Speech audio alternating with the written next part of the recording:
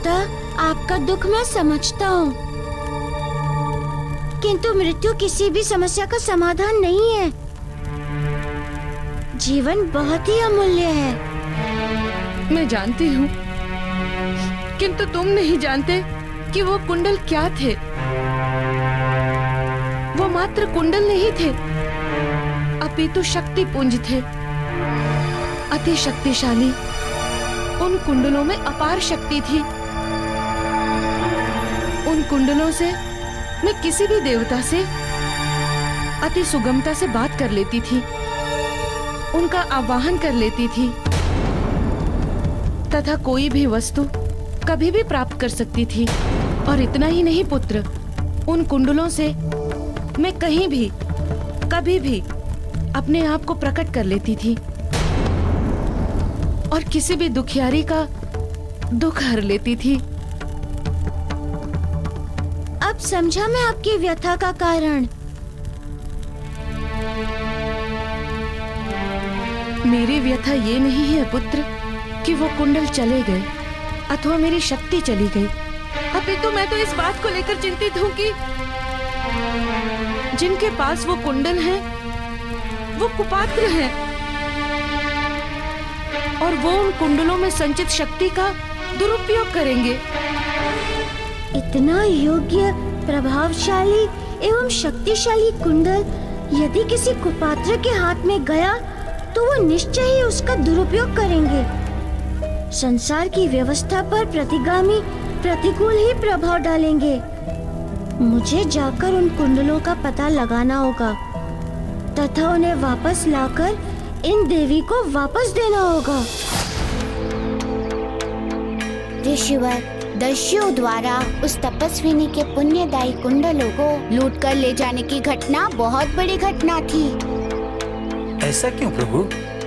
क्योंकि उन कुंडलों में उस तपस्विनी के जीवन भर के तप, यज्ञ एवं पुण्य कर्मों की शक्ति निष्ठ थी और वो दस्य कुपात्र थे और वे कुंडलों की शक्ति का अनुचित उपयोग करते और ऐसा करना कुपात्रों का स्वभाव होता है ऋषिवर। ऐसे अनेकों उदाहरण हैं हमारे समक्ष।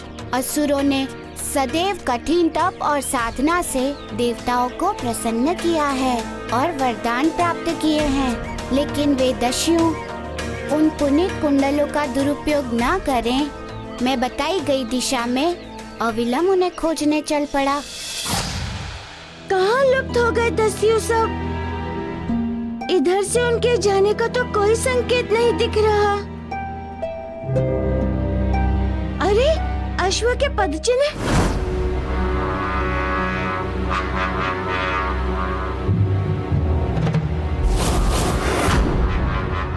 हो न हो ये उन्हीं दस्युओं के अश्वों के पदचिन्ह हैं। इन्हीं चिन्हों को पकड़कर चलता हूँ, मिल जाएंगे आगे।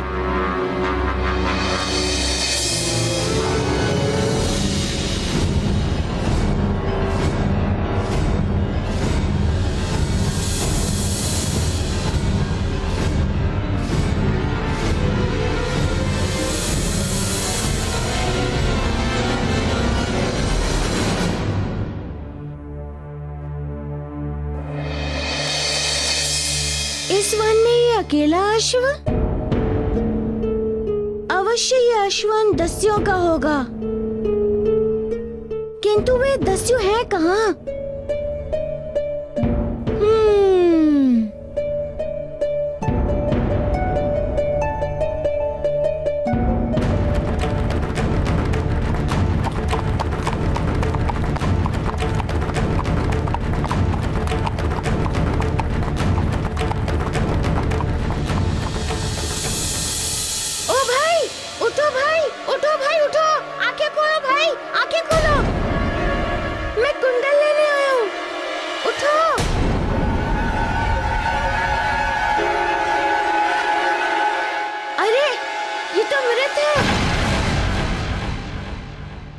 अब मैं किससे पूछूं?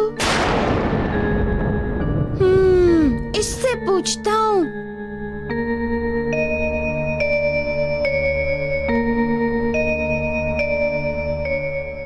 ओ भाई, भाई, ओ भाई!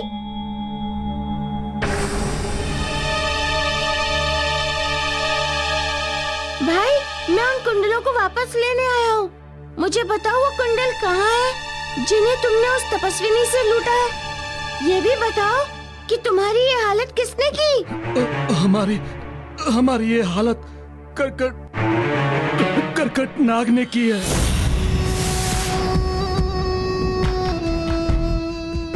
करकट नाग ने? परंतु क्यों? कैसे? तुम लोग तो अश्व पे थे।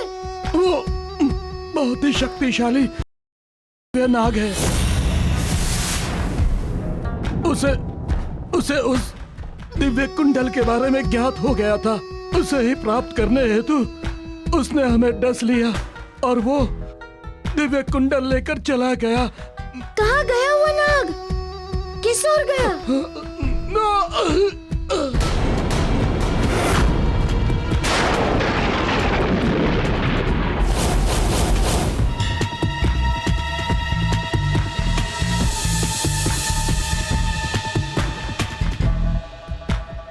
अब क्या करूं मैं?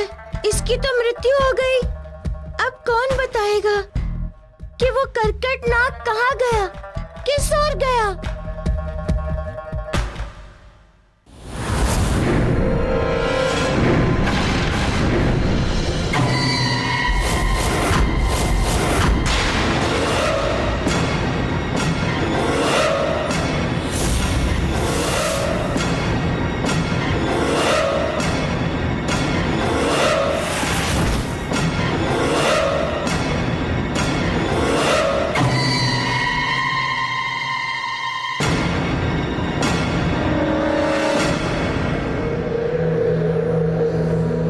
प्रतीत होता है कि ये उसी नाग का चिन्ह है।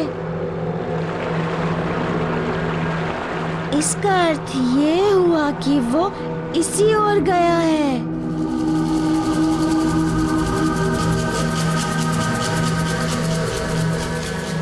अरे ये तो नदी में चला गया।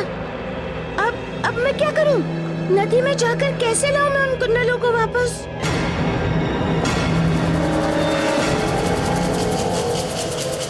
वापस लौट जाओ कि अपने सिद्धि लोक के मार्ग पर।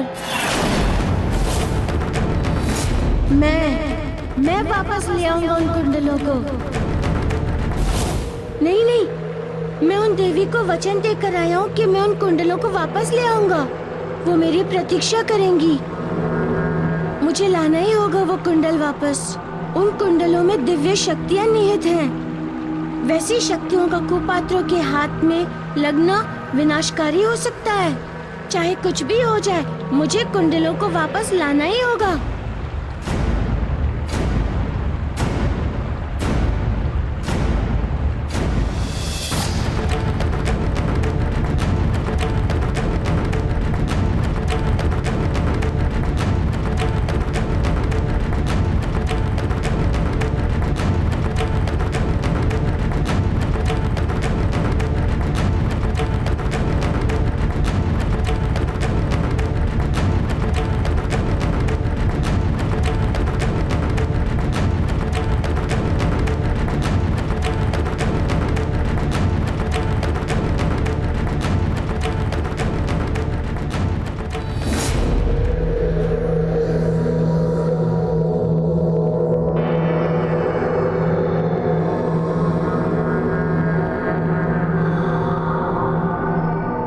ये तो पाताल लोक है।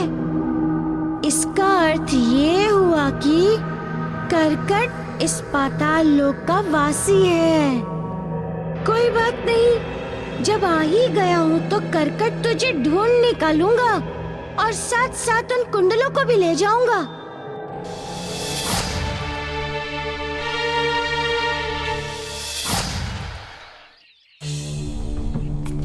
कुबुद्धि,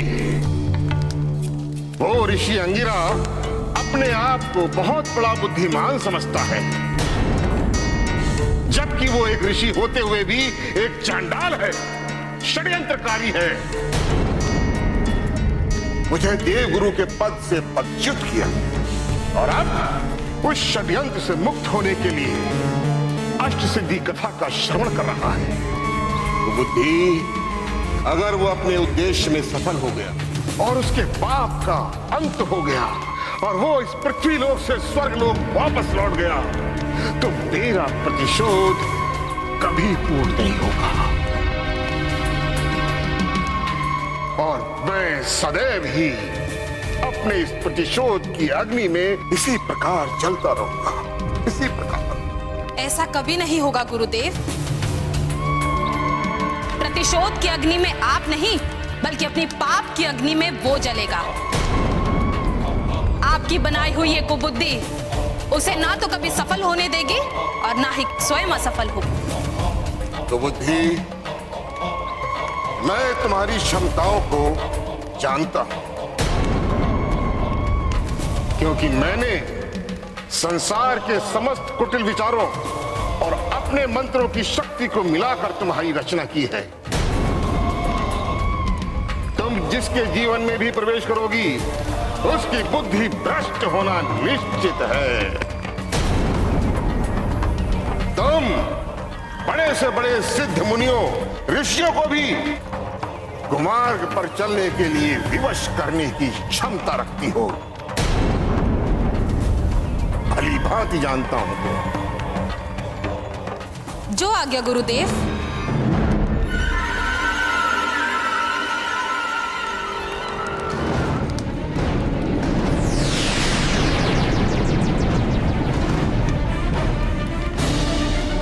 अंगिरा,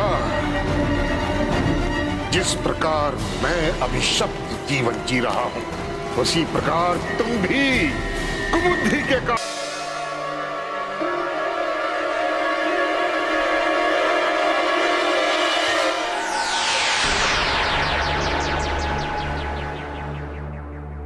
देवगुरु बृहस्पति, शुक्राचार्य से मिलकर आप ये कैसा अनर्थ करने जा रहे हैं? अनर्थ करने नहीं जा रहा हूं देवर्षि, बल्कि किए जाने वाले अनर्थ को रोकने जा रहा हूं। ये आप क्या कह रहे हैं देवगुरु? मैं सत्य कह रहा हूं देवर्षि। उनके क्रोध और प्रतिशोध का मूल मैं हूं। मैं वो कारण हूं जिसके चलते वो देवगुरु नहीं बन पाए। तो फिर प्रतिशोध मेरे पिता से क्यों? अगर उन्हें दंड देना है तो मुझे दें। देवर्षि, मुझे देवगुरु के पद का किंचित भी मोह नहीं है। अगर वो चाहें तो इसी क्षण मैं पद त्याग सकता हूं, किंतु उन्हें एक वचन देना होगा कि वो मेरे पिता को व्यर्थ संकट में नहीं डालेंगे। नारायण नारायण, क्या आपको ये लगता है कि शुक्राचार्य आपके पिता ऋषि अंगिरा को इसलिए प्रताड़ित कर रहे हैं क्योंकि वो देवगुरु नहीं बन पाए? हाँ। नहीं देवगुरु, वास्तविकता ये नहीं है। तो वास्तविकता क्या है? वास्तविकता है उनका अहंकार, उनकी योग्यता, उनकी शक्ति का प्रदर्शित ना हो पाना। ऐसा करके वो सबका ध्यान अपनी ओर आकर्षित करना चाहते हैं, अपनी जय जयकार सुनना चाहते हैं। ये सब तो मात्र एक बहाना है, एक स्वांग है अपनी शक्तियों का प्रदर्शन करने का। और हाँ देवगुरु, एक बात और स्पष्ट कर देता हूं। शुक्राचार्य आज असुरों के गुरु आपके कारण नहीं, अपितु अपने अहंकार के कारण है। कारण जो भी हो देवर्षि, परंतु मैं उनसे वार्ता अवश्य करूंगा और अपने पिता की ओर से उनसे विनती अवश्य करूंगा। कोई लाभ नहीं होने वाला देवगुरु, अपितु वे ऋषि अंगिरा के साथ साथ आपको भी दंड देना प्रारंभ कर देंगे। दे लें, मुझे कोई अंतर नहीं पड़ेगा। मुझे अपनी कोई चिंता नहीं है। मुझे चिंता है अपने पिता अंगिरा की। मैं नहीं चाहता हूं कि मेरे पिता को यातना भोगनी पड़े। अगर मेरे कष्ट सहने से उन्हें दुख से मुक्ति मिलती है तो मुझे शुक्राचार्य का को भाजन बनने के लिए तैयार हूं।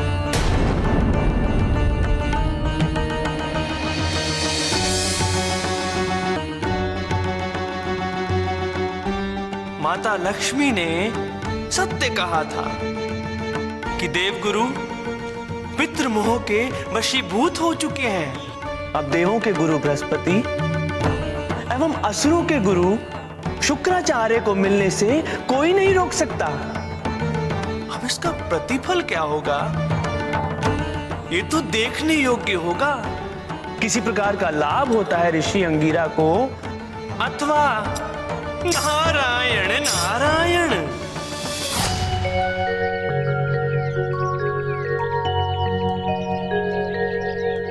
ऋषिवर, एक मनुष्य जब कोई बुरा कर्म करता है तो उसका फल भी उसी मनुष्य तक सीमित रहता है, किंतु जब कोई गुरु, प्रमुख अथवा राजा बुरा कर्म करता है तो उसका प्रतिफल उससे जुड़े समुदाय एवं सर्वजनों को भुगतना पड़ता है। इसका अर्थ क्या हुआ प्रभु?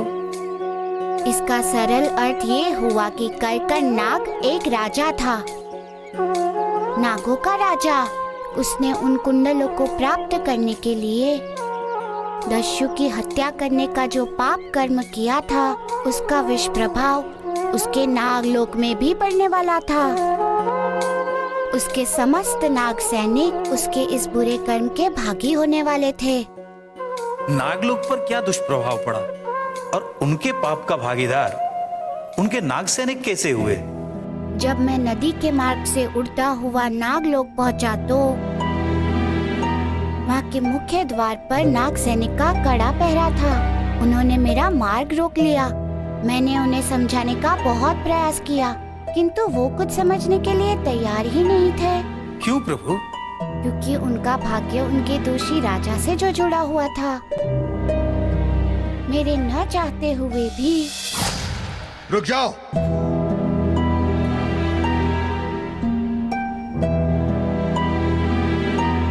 कौन हो तुम और इस नागलोक में कहाँ घुसे चले आ रहे हो? करकट नाम के एक पातालवासी ने धरती लोक से 2 कुंडल चोरी किए हैं। मैं उसी चोर को ढूंढने और वो कुंडल लेने वापस आया हूँ। मूर्ख वानर, जानते भी हो कि करकट कौन है? वो यहाँ के राजा हैं, राजा। और तुम उन यदि तुम्हें अपने जीवन से प्यार है तो लौट जाओ यहाँ से। मुझे अपने जीवन से अधिक अपना वचन प्यारा है। मैंने किसी को वचन दिया है कि मैं उन कुंडलों को वापस ले आऊंगा। अतः मैं उन कुंडलों को लिए बिना यहाँ से नहीं जाऊंगा। मेरा मार्ग छोड़ो, मुझे जाने दो। कदापि नहीं छोड़ेंगे। मार्ग तुम्हें छोड़ना पड़ेगा बालक।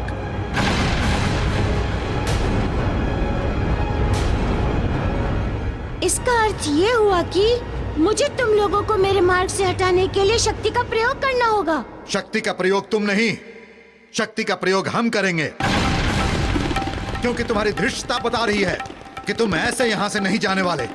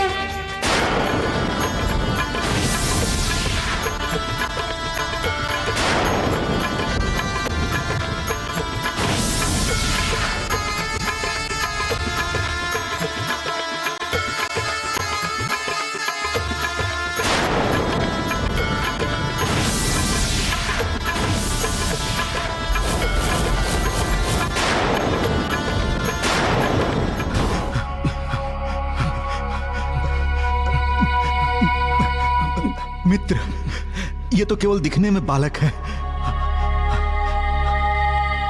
हाँ, इससे पिंड छुड़ाकर भागने में ही लाभ है।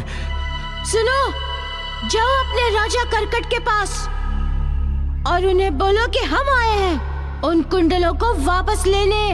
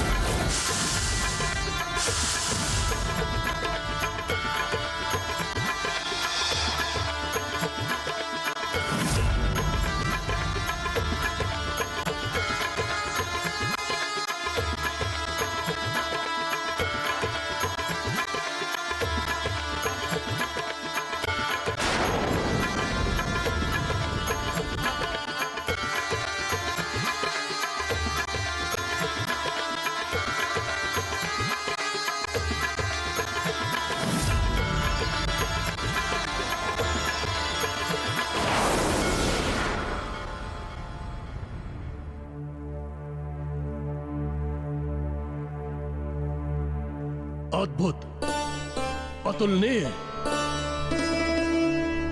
नृत्यांगना कंचन, तुमने हमें मंत्र मुग्ध कर दिया। आज हम तुम्हारे नृत्य से प्रसन्न होकर एक ऐसे रहस्य को उद्घाटित करेंगे जिसके प्राप्ति के हर्ष में हमने आप सबके मनोरंजन हेतु इतना सुंदर कार्यक्रम आयोजित किया है। हे नागो, रहस्य यह है कि हमने एक दिव्य कुंडल प्राप्त किया है।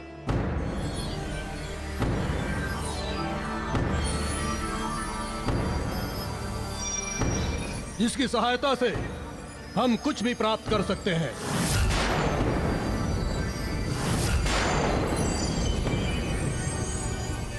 उन कुंडलों के हमारे पास आ जाने से हमारा नागलोक अत्यंत समृद्ध और शक्तिशाली हो गया है।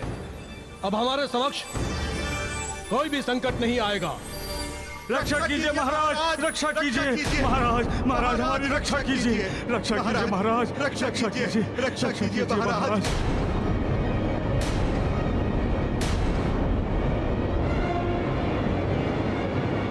नाग सैनिकों, क्या हुआ? किसने की तुम्हारी यह स्थिति? एक वानर बालक ने महाराज। वानर बालक? हाँ महाराज, नागलोक में एक वानर बालक घुस आया है।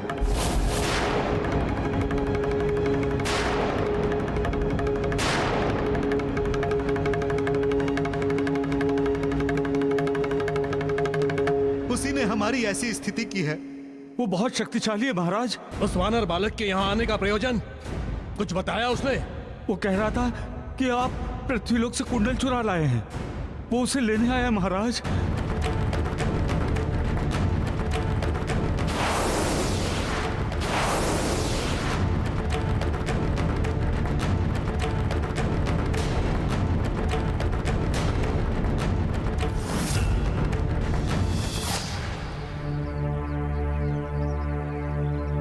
प्रभु, वो दोनों सैनिक नागलोक के बलिष्ठ होने के बाद भी आपसे इतनी सहजता से कैसे पराजित हो गए? वे मुझसे पराजित नहीं हुए थे ऋषिवर। वे पराजित हुए थे अपने आप से, उनके भीतर के अपराध बोध से, अपने राजा द्वारा किए गए अनुचित कार्य से। ऋषिवर, जब कोई प्राणी असंगत कार्य करता है, वो चूक उसके आत्मबल पर भारी हो जाती है और उसे निर्बल बना देती है, और यही उनके साथ हुआ था। पर वो किसी भी मूल्य में नागलोक में प्रवेश नहीं करने देते। प्राणी की आत्मा सदैव सत्य बोलती है ऋषिवर। समझ गया प्रभु, किंतु ये राजा और प्रजा का क्या संबंध होता है? क्यों राजा के कर्मों का फल उसकी प्रजा को भोगना पड़ता है? वो इसलिए कि प्रजा का पालक राजा ही होता है ऋषिवर। एक राजा अपनी प्रजा का ही तो प्रतिनिधित्व करता है। जब प्रजा के प्रति राजा कार्य नहीं करता है तो प्रजा विद्रोह कर उठती है और उसका पद उससे छीन लेती है। ऐसा होता है, ये तो आपने सुना ही होगा। हाँ प्रभु, ऐसा होता ही है कि जो प्रजा विनम्रता से शीश झुकाती है, वही प्रजा विद्रोह करने पर अपना शीश भी उठाती है। तो वो इच्छा मेरे भक्त में है ऋषिवर, क्योंकि राजा और प्रजा दोनों एक दूसरे के पूरक हैं। जहाँ एक राजा अपने कर्तव्य परायण से अपनी प्रजा का भाग्य संवार देता है, वहीं विलासता में डूबा हुआ राजा राज्य के सद्भाग्य को दुर्भाग्य में बदल देता है। इसीलिए एक दूसरे का भाग्य एक दूसरे से जुड़ा हुआ होता है ऋषिवर। और इसी प्रकार नागराज करकंड भी विलासता के मार्ग पर अग्रसर हो चुका था। और प्राणी की विडंबना भी तो है ऋषिवर। विलासिता के पक्ष पर बैठते ही प्राणी आने वाले संकटों से अनभिज्ञ हो जाता है, जैसा कि वो हो चुका था। वो कुंडल हमारे हैं, उन पर केवल नागलोक का अधिकार है, केवल नागलोक का। उन्हें हमसे कोई वापस नहीं ले जा सकता। महाराज, आप व्यर्थ ही क्रोध कर रहे हैं। क्रोध के स्थान पर विचार कीजिए। विचार? किस बात का विचार? इस बात का कि यदि वो वानर बालक पृथ्वीलोक से स्वयं चलकर नागलोक तक आ सकता है तो वो कोई साधारण वानर बालक नहीं हो सकता। आप कहना क्या चाहती हैं? यही कि वो असाधारण साहसी वानर बालक यहाँ आ तो गया है परंतु यहाँ से जीवित वापस जा नहीं सकेगा। और इसका अर्थ ये भी नहीं कि आपको उससे युद्ध करने की आवश्यकता है।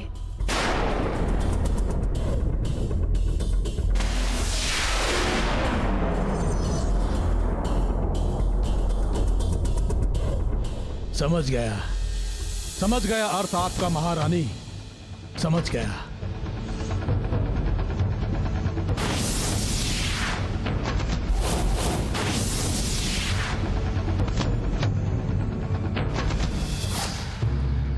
ऋषिवर, राजनीति का सबसे बड़ा शत्रु है कूटनीति, और नाग कूटनीति में पारंगत होते हैं। वे सीधा युद्ध नहीं करते, छल और कपट से युद्ध करते हैं।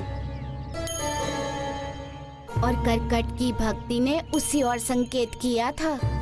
किंतु प्रभु, नागराज करकट तो स्वयं बहुत शक्तिशाली थे, फिर उसने आपके साथ छल का सहारा क्यों लिया? इसीलिए उन्हें उन कुंडलों की शक्ति एवं महत्व दोनों का पूर्ण ज्ञान था, और ये भी ज्ञान था कि यदि उसे लेने के लिए कोई आएगा तो साधारण प्राणी नहीं होगा। इसीलिए उसने बल के स्थान पर छल और कूटनीति का संदेह लिया,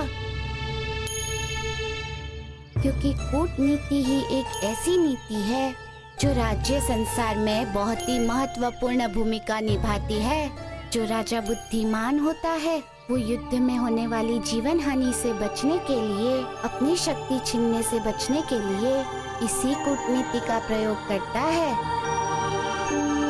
और वही मेरे साथ राजा करकट ने किया। मेरे सामने आते ही उसने युद्ध प्रारंभ करने के स्थान पर प्रशंसा प्रारंभ कर दी। जिस साहस की सराहना न की जाए वो साहस नहीं। अतः हम तुम्हारे साहस की सराहना करते हैं कि तुम पृथ्वी लोक से यहाँ नागलोक आए, वो भी निर्भीक होकर तथा अभी भी निडर होकर मेरे समक्ष खड़े हो। जबकि सत्य तो यह है कि पृथ्वीवासियों के प्राण केवल नाग के दर्शन से ही सूख जाते हैं।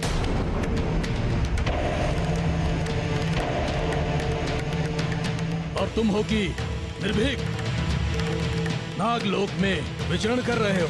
तुम में साहस का दंभ भी बहुत है, किंतु जिस संकल्प के हेतु तुम यहाँ आए हो वो अनुचित है। मेरा संकल्प आपके लिए अनुचित हो सकता है, मेरे लिए उचित एवं उपयुक्त है। मुझे उन कुंडलों को वापस कर दीजिए। क्या करोगे उन कुंडलों को वापस लेकर? मैं उन कुंडलों को उनके पास ले जाऊंगा जिनका वो कुंडल है।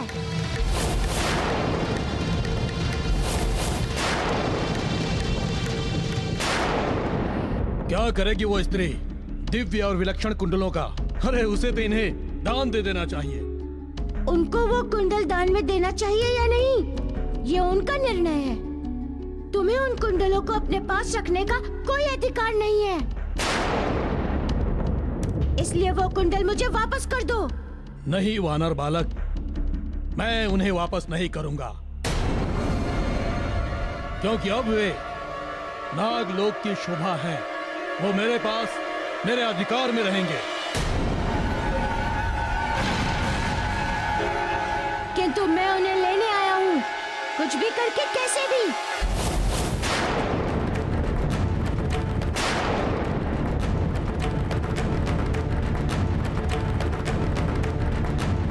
तो मुझे चुनौती देता है? तुम जो समझ लो। यदि ऐसी बात है तो जा, नहीं देता हूं वो कुंडल तुझे। देखता हूं कि तू उन्हें मुझसे कैसे लेता है।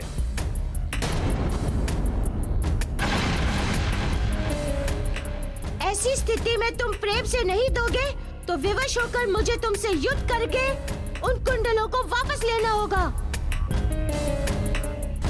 सच में ऐ वानर बालक, तू बहुत साहसी है, तुम्हारा कोई जोड़ नहीं। चलो, मैं तुम्हारे साहस से प्रसन्न होकर वो कुंडल तुम्हें वापस करूंगा।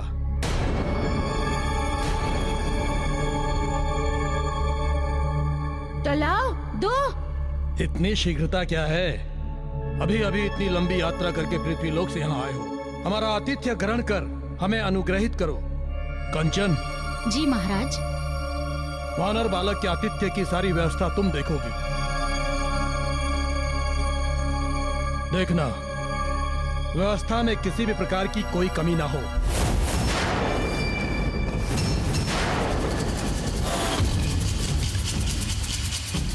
समझे? जी महाराज, कोई कमी नहीं होगी। आतिथ्य के लिए बहुत बहुत धन्यवाद, किंतु मुझे अविलंब जाना है।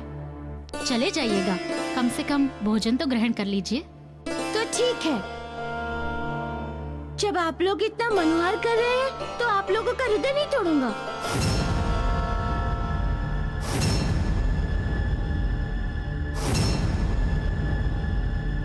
चलिए।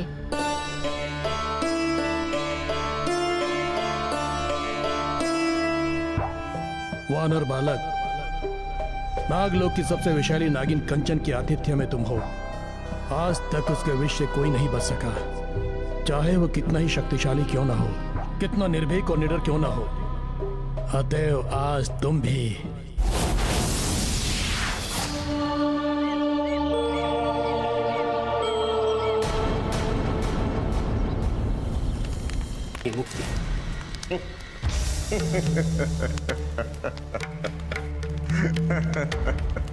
असंभव, असंभव बृहस्पति, असंभव। अन्य कोई कारण? नहीं। तो चले जाओ यहां से। किंतु आपकी शत्रुता तो मुझसे है। आपने देवों के गुरु का अधिकार मेरे कारण खोया है। मुझे दंडित कीजिए, मुझे यातना दीजिए, मेरे पिता को क्यों कष्ट देते? उनका क्या दोष है? बृहस्पति, दंडित तो मैं तुझे भी करूंगा, किंतु अभी नहीं, क्योंकि किसी भी वृक्ष और उस वृक्ष पर लगने वाले फल का उत्तरदायी उस वृक्ष का मूल अर्थात जड़ होता है। और जिस वृक्ष की जड़ें धरती में जितनी गहरी धसी होती हैं, उस वृक्ष की हरितिमा, उस पर लगने वाले फूल, फल उतने ही आकर्षक और सुस्वाद होते हैं, जो सबकी आंखों में तुम बने हुए हो। इसलिए मूल दोषी तो वो है, पहले उसे दंडित करूंगा और फिर तुम्हें। आपके प्रतिशोध वह मनुष्य का कारण यदि गुरुपद है तो मैं उसे अभी इसी क्षण छोड़ने को तैयार हूं। नहीं बृहस्पति, मुझे भिक्षा और सहानुभूति में गुरुपद नहीं चाहिए। मैं उसे अपने ज्ञान और गुण के बल पर प्राप्त करूंगा और तुम्हें देवों के गुरुपद से पदच्युत करूंगा।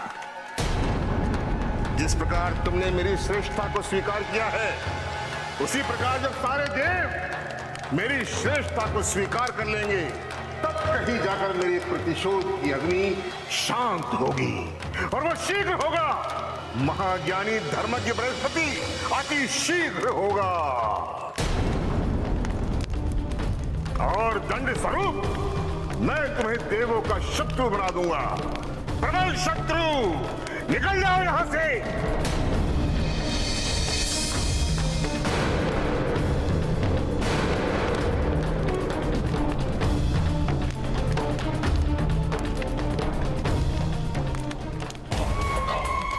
तो बुद्धि, सामने आओ।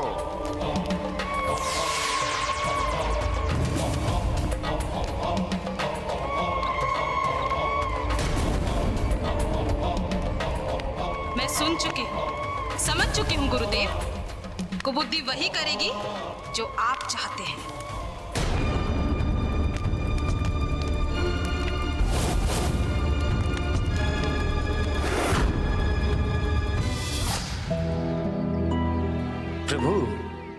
नागराज कर्कट इतनी सहजता से आपको वो कुंडल देने को कैसे तैयार हो गया? कहीं इसके पीछे उसकी कोई घृणित चाल तो नहीं थी? बिल्कुल चाल थी ऋषिवर। ऐसा प्रदर्शित करना उसकी कूटनीति थी।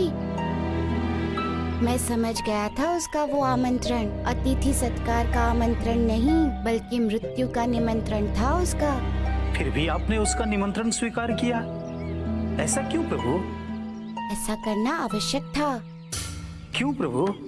क्योंकि धर्म के मार्ग को अनुसरण करने वाले को तब तक किसी से युद्ध अथवा किसी के ऊपर आपको शक नहीं लगाना चाहिए जब तक कि सामने वाले की मंशा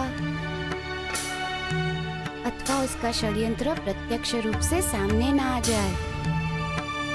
इसीलिए उन कुंडलों को उससे प्राप्त करने के लिए अपने उद्देश्य में सफल होने तथा उसके मूल कूटनीति विचार को सामने लाने के लिए मुझे नागराज कर्कट का आतिथ्य स्वीकार करने का ही मेरे लिए एकमात्र मार्ग था, और इसीलिए मैंने उसका वो आतिथ्य स्वीकार।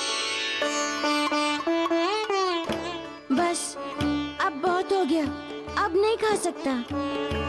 अच्छा वानर बालक, एक बात तो बताओ। क्या? पूछिए। क्या तुम्हें मुझसे भय नहीं लगता? क्यों? आपसे क्यों भय लगेगा? क्योंकि मैं कंचन इस संसार की सबसे प्राणघातक विषधारी नागिन हूँ। मेरा डसा तो पानी भी नहीं मांगता। आज तक जिस को भी डसा वो मेरे दंश से मृत्यु को प्राप्त हो गया।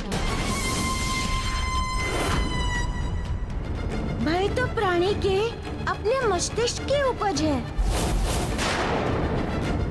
समय एवं स्थिति के अनुरूप गढ़ी हुई परिभाषा है। मेरे लिए तो जिस प्रकार मैं एक वानर बालक हूँ, उसी प्रकार आप एक नाग कन्या है। बस इससे अधिक और कुछ नहीं।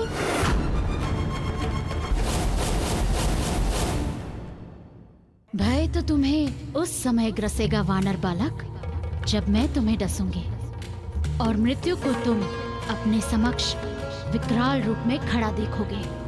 तब जानोगे कि भय क्या होता है।